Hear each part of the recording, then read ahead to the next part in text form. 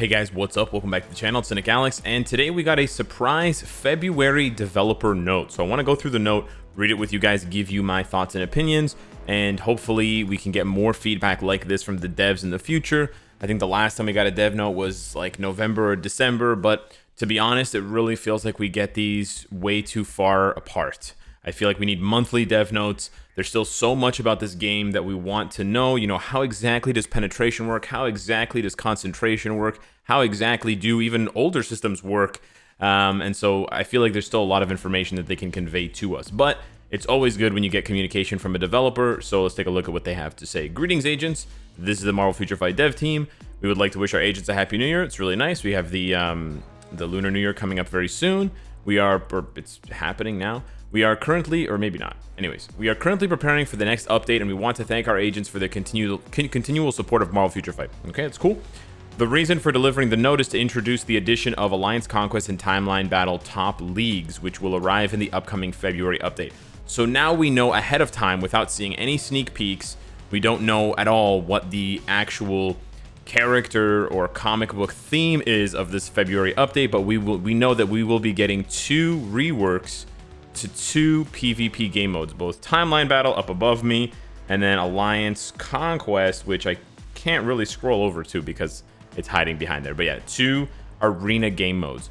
Since our agents have consistently requested improvements in these pieces of content, we have discussed and prepared a response to hopefully meet our agents' expectations, even if this means that it will take some time. Please check below for the improvements that will be made in response to previously mentioned the information will help our agents enjoy the game even more. Please enjoy new battles with various heroes after the update. So I appreciate the fact that they're telling us ahead of time what they want to do. Now, it's always difficult to read the idea that someone has before you actually see it in game. Think about trying to write an essay explaining how to play a game or explaining what Marvel Future Fight is. It's pretty hard, and it might not really sound fun or even seem interesting at all. But then when you actually play it and you get to see, it's really good. You know, nothing beats the visuals and the audio that can come together when you're talking about video games, right? That's why video games are so special. So, you know, it's interesting that they went this far to detail all this stuff. I do think some people, and I'm going to try myself not to jump to conclusions about what this means positively or negatively, but this should give us a general idea of what to expect. And then I do think that because they're giving us this advanced information, that they should be more receptive to feedback when it goes live.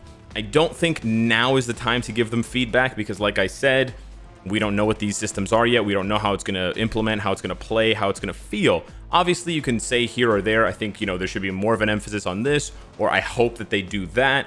But I really hope that when this goes live, because there's no APK this time, right? There's no advanced knowledge. We're going to get the patch notes, and then the game's going to go live for everyone simultaneously. Hopefully, in those next few days, the devs will have ears open, eyes open, and really looking for community feedback and sort of our reaction to timeline battle changes and conquest changes. So Timeline is getting the new Challenger League. We already knew this stuff was coming, but now they're going to tell us in more detail.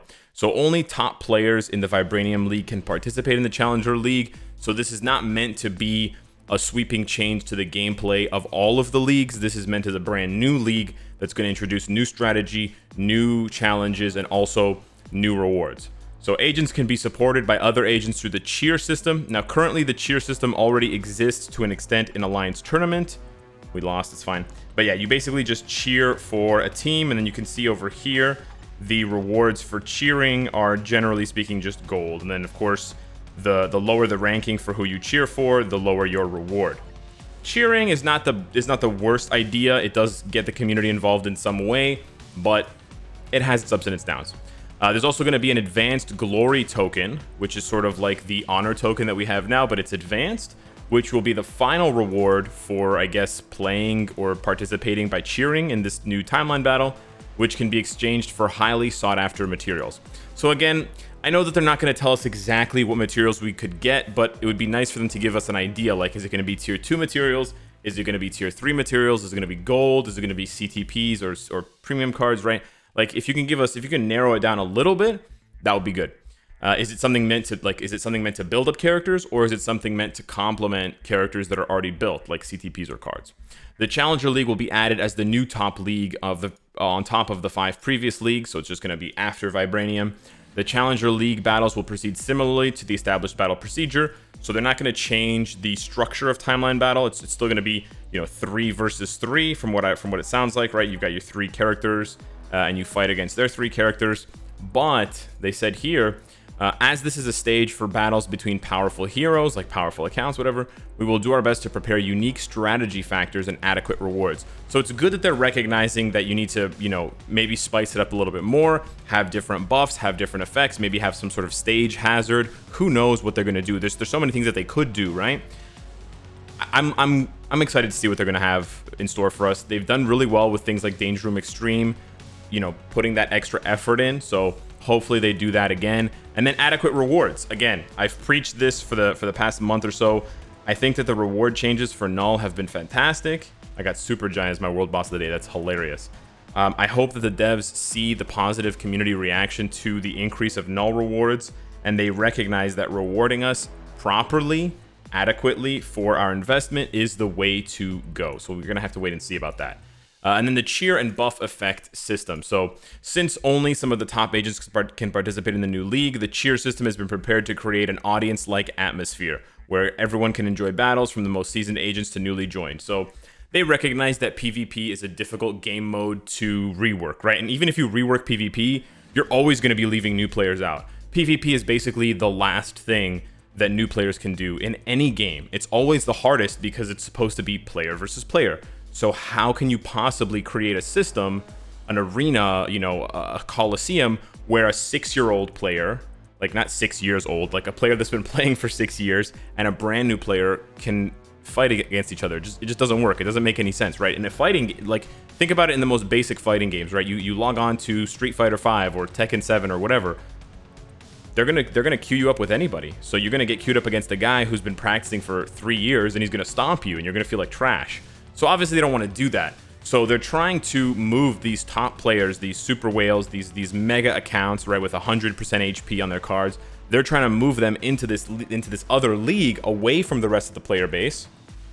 But then they're still including the player base because now you can cheer, and then if you cheer for someone who wins, you get rewards. So I do think that's a pretty good idea. We have to see how it goes, how it looks. We have to see what the rewards are. We have to see how complicated it is, because what if I vote for someone and they win like 1,000 battles, but then they get second place at the end? There should be sort of different structure of rewards, but we'll see. But I think it's not a bad idea. Agents who are not participating in the Challenger League can choose which agent they want to cheer for. So it's exactly like Alliance Tournament, except you're cheering for a specific player rather than cheering for their alliance. Battle Support Fund will be given to agents based on the amount of cheer they received. So this would be for the player who's getting cheered on.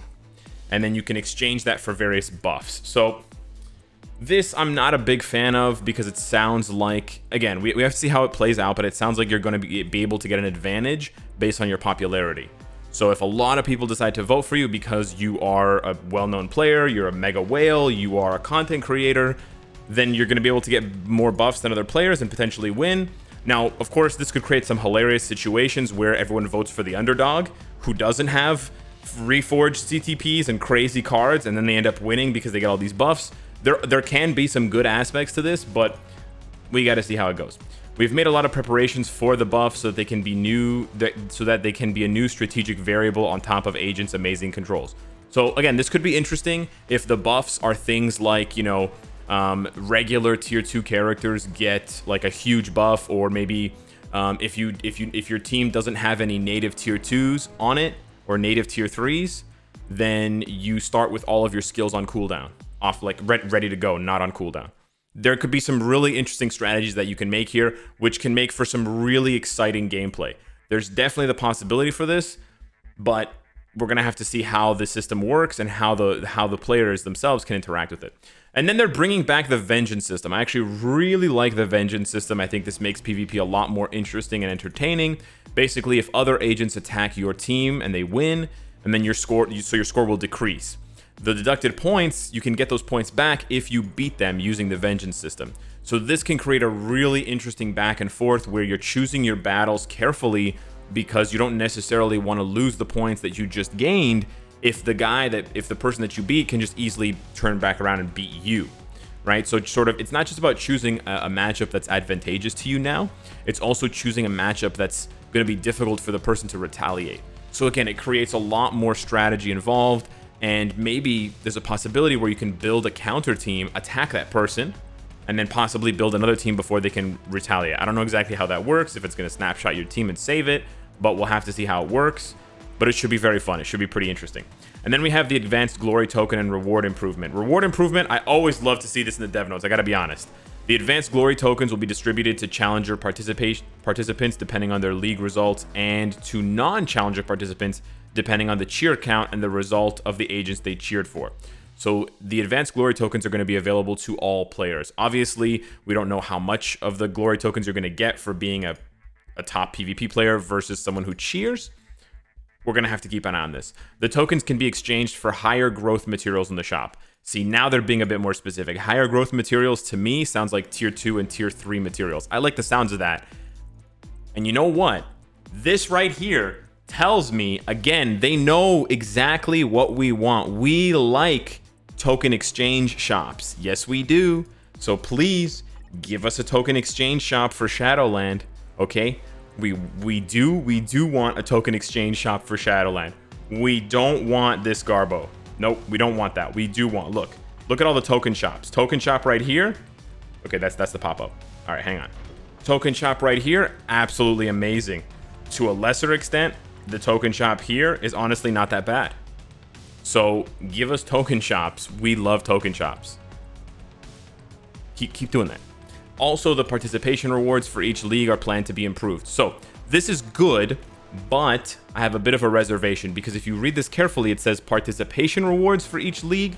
If you go over to the list, you can see that the rank rewards and the participation rewards are separated. Now, if they plan on removing these ISO and adding crystals, you can keep the 1.5 million gold, or maybe even double it to 3 million. If they're going to add crystals here, that's okay. That's great. It's more than okay. It's great. If they're just gonna make this like 2 of each, or something like, you know, some meaningless item, it doesn't really matter, right? These rewards should be good, but we honestly want these rewards to improve as well. We do need more crystals. PvP is seen as one of the game modes where you get crystals, so I really hope that they add extra crystals to this, either here or both, because it would really mean a lot to the community. And again, that happens at all levels, right? That doesn't just happen at Vibranium level, so it should trickle down and give crystals to all of the PvP game modes. Obviously, if you're in the lowest league, you should get the lowest number of crystals, but they all need a bump anywhere from, you know, 50 to like 500 per week. So there we go.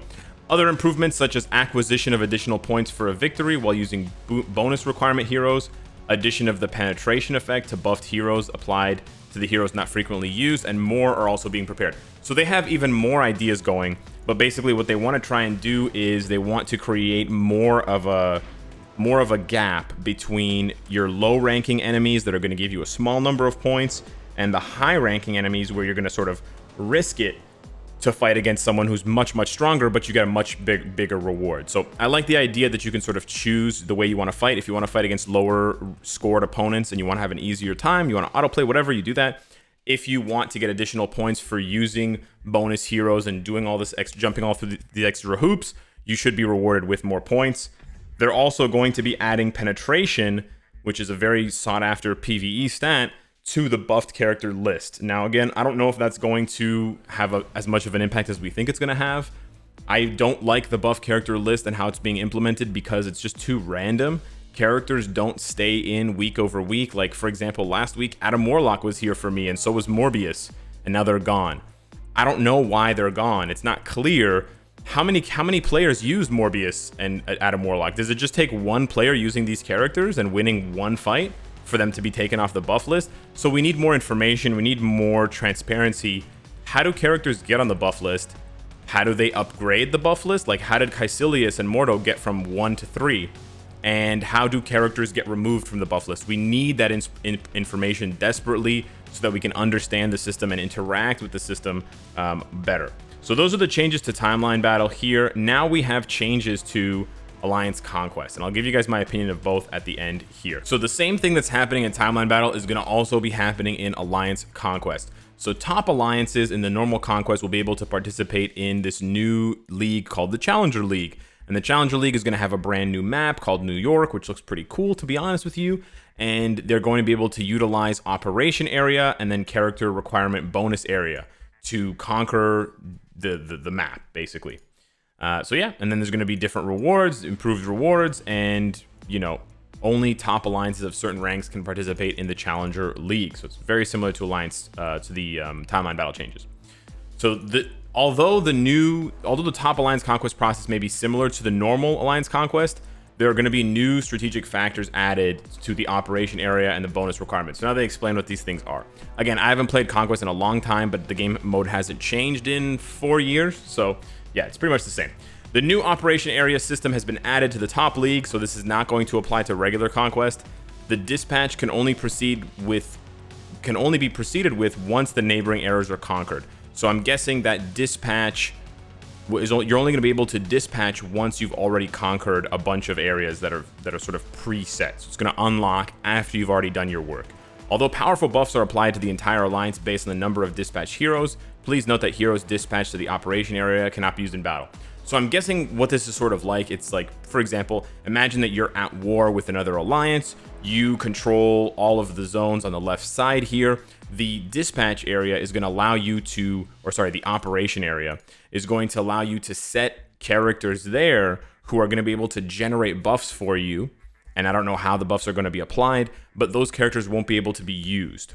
So this is creating like a second layer of strategy where instead of just hoarding all your characters and then just using them and bashing them into the defenses of your enemies, you might actually want to save some of your characters. Again, we don't know if you're just going to save your worst characters, like your regular tier 2 level 60 characters, or whether you're actually going to want to save some of your powerhouses like Jean Grey or Thanos or Sentry or whatever for the Operation Area. We don't know what kind of bonuses, but think of it like the way I think about it is sort of like the warp device. So imagine this was like an Operation Area, and then I'm going here and I'm setting up these characters. As you can see, certain characters, when you set them, will give you more points. So Dormammu gives me 32%, whereas, okay, he gives me 32, but let's say Rocket gives me 32? It doesn't make any sense. Okay, I thought they were supposed to give you, okay, so here you go. Goliath gives me 27, Elsa gives me 28, Mr. Sinister gives me 29, and then Arrow and Dormammu give me 32. So I imagine that it might be something like that. It's not going to be, hopefully, it's not going to be as simplistic as this, but that's sort of how I would see it having some sort of interesting layer to it. If you're just going to throw your worst characters in the operation zone, then that's what everyone's going to do, and it's going to be really straightforward. Carefully planning which heroes will be used to conquer normal areas and which ones you will dispatch will help achieve victory much more smoothly. So again, there's a new layer. It seems like there's an extra layer of depth and strategy, which I do like. I don't know if I'm ever going to be able to compete in this game mode because it's only open to top Alliance Conquest alliances, but we'll see. Character requirement bonus for each area. Character requirements are randomly applied in each area, and heroes that meet the requirement can receive buffs in battle. I like this. I think this is great. I think they should have had this from the beginning. Basically, rather than just always relying on the same sets of teams and the same sets of heroes, there are going to be buffs. And if the buffs are really valuable, then you could see some hilarious outcomes like, you know, the Heroes for Hire with like a crazy buff taking down like a normally meta team of like Thanos and the Black Order, right? You could see some really interesting battles and some really cool interactions if the buffs are good enough. Please utilize the useful buffs as much as possible by sending heroes that meet the character requirements. So it seems like they're really pushing the idea that they want us to have a full roster for Alliance Conquest, and that they want us to use the full roster rather than just constantly relying on the same teams and the same cookie cutter fights. I like that. I do like that a lot. Alliance Conquest contribution reward improvement. So reward improvement. I like the sound of that. As many more heroes are required in the Challenger League due to the addition of the Operation Area and bonus requirements, we are planning for more rewards to be obtainable. We will do our best to improve the required number of heroes in Conquest and the rewards that are small compared to their time spent. Yeah. That's the biggest criticism of Alliance Conquest, is it takes way too long to play and the rewards are just not worth it. So that more agents can participate in Alliance Conquest to encourage Alliance activities. Lastly, in order to easily acquire Alliance Conquest rewards, the rewards will be given when entering the main lobby after the season ends. I think that's pretty meaningless, but it's fine. Please share any inconveniences with us as we will continuously monitor and improve Conquest after the upcoming update.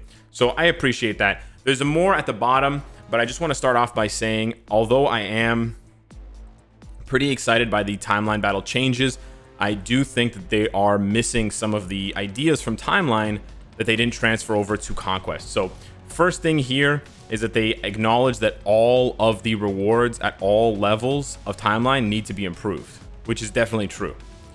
They did not, however, acknowledge that for Alliance Conquest.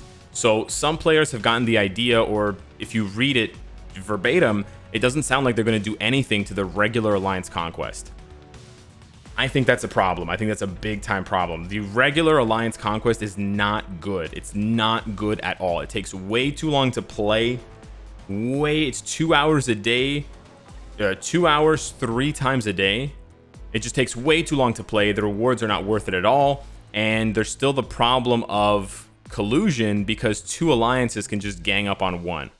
So those are still my main problems with Alliance Conquest that do not seem to be addressed whatsoever in the dev note. Again, there may be more that they just didn't bother translating or telling us. Maybe they're just trying to surprise us, but I would really love to see Conquest that's 1-on-1 instead of 1 versus 1 versus 1, because I think this idea just sucks and they should have abandoned it years ago and they didn't, but they still have time now to abandon it. It should really just be 1 versus 1, and I really hope that the Challenger League is 1 versus 1, and it should be very, very short. The Conquest fights should be like an hour at most, right? The window should be an hour at most, or it should be a continuous 24-hour window that everyone can participate in at any time. They really need to restructure Conquest because people just don't have time. It's a mobile game, and it's just unreasonable to expect people to log in at a very specific time, multiple times per day, for multiple days, right? It's multiple days, and it's multiple logins over multiple days. It's just completely unrealistic. It has to be like a 6-hour window or a 12-hour window or a 24-hour window to fight, and it needs to be 1-on-1. I think those are sort of like non-negotiable changes for me. Not non-negotiable, but I think those changes are sort of, I don't know. I feel like they need to happen. I feel like I'm still not going to play Conquest, even if the Challenger League is really fun, because if regular Conquest is not fun, then no one is going to want to put in the effort to grind up to the Challenger League. That's kind of the problem that I'm seeing right now with regular Conquest. If they're actually not going to change anything about this, then it's really a shame, and it's really a loss for any of the alliances that are not at the top. Because if you're at the top now, then you're just automatically going to get shoehorned and pushed into the Challenger League. And that's great, congratulations. But for everybody else who wasn't playing Conquest in the beginning, what incentive do they have to build up to Challenger League? None, because they have to go through this garbage first, which you guys haven't changed in 4 years. So again, I'm hoping that the dev note is missing stuff about the regular Alliance Conquest. They didn't say anything about the regular Alliance Conquest, which does worry me. They do say here Alliance Conquest contribution reward. Again, I hope that they do more than just tweak the rewards a little bit. I do think the gameplay of regular Alliance Conquest needs to be shortened and needs to be tweaked, but we'll wait and see what happens, and hopefully they will be listening to, you know, the player feedback, inconveniences, and they'll be monitoring Alliance Conquest, because in my opinion, if they don't change regular Alliance Conquest, no one's going to play. And then they're not going to see the numbers, and they're not going to see the, you know, attachment rate that they want. They're not going to see the engagement rate that they want. And then this part of the update is going to be a little bit of a flop. Lastly, they also mentioned that although we have put a lot of time and effort into development and improvement of PvP systems, it takes a lot more time as there are many more unexpected variables existing compared to PvE. Basically, PvP is a lot harder to balance for than PvE. PvP is harder to balance for than PvE. That makes sense. That pretty much goes with every game mode or with every game. We once again apologize to our agents for the prolonged wait. Sure, that's nice. We will continue to do our best to improve various content problems shared by agents through this kind of method. Okay, if we're going to get more dev notes, that's great. First, many agents reaching the maximum score in squad battle and alliance battle is a problem that needs to be solved as soon as possible aside from PvP content. So this is good. They're already acknowledging and recognizing problems that exist in the game that they're trying to fix. Now, this can also explain why they take so long to rework game modes, so we can have a bit more understanding as the players. They're trying to tackle a lot of problems simultaneously. So they are going to be, apparently they're going to be fixing this in the February update. So we should be expecting a bump in the cap, in the maximum cap score for both squad battle and alliance battle extreme. If you guys don't know right now, the maximum score you can get in squad battle is 10 million in each of the 6 slots. And then for Alliance Battle, right now it's 7 million. So it's kind of interesting that Squad Battle already started off higher than Alliance Battle.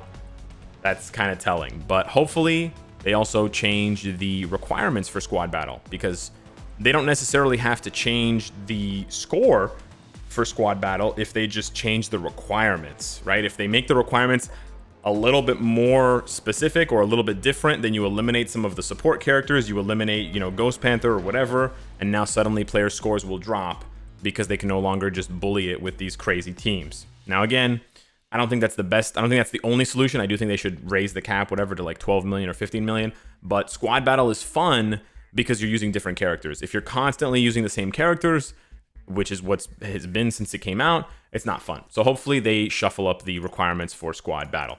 Also, hero growth, difficulty, and other guides are being improved gradually, so new agents can adapt more quickly to the game and experience various content. So that's good that they're also working on stuff for new players. So yeah, that's the dev note. I think it's probably one of the most dense dev notes as far as information goes. There's a ton of information here. There's a ton of ideas. There's a lot of good stuff.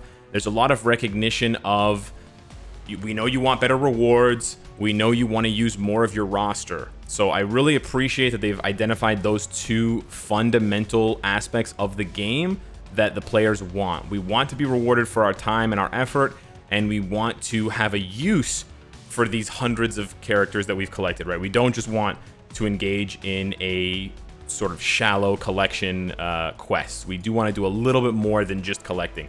I'm very hopeful about the timeline battle changes. I am a little bit skeptical about the conquest changes, and then I will have to just wait and see about Squad Battle and Alliance Battle. But yeah, hit me up in the comments down below. Let me know what you think, and thank you so much for watching. And this was a long one. I will see you in the next one. Take care.